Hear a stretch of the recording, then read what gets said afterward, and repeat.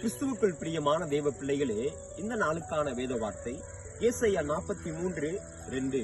நீ தண்ணீர்களை கடக்கும் பொழுது நான் உன்னோடு இருப்பேன், நீ ஆறுகளை கடக்கும் பொழுது அவைகள் உன்மேல் புரளுவதில்லை, நீ அக்கினியில் நடக்கும் பொழுது வேகாதிருப்பாய், அக்கினி சுவாலை உன் பேரில் பற்றாது.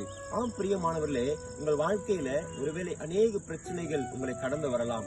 அது தண்ணீரை போல உங்கள் வாழ்க்கையில மூழ்கி போகிற ஒரு பிரச்சனையா இருக்கலாம், அல்லது ஆறுகளை போல வனாந்தரமான ஒரு வாழ்க்கையா இருக்கலாம்.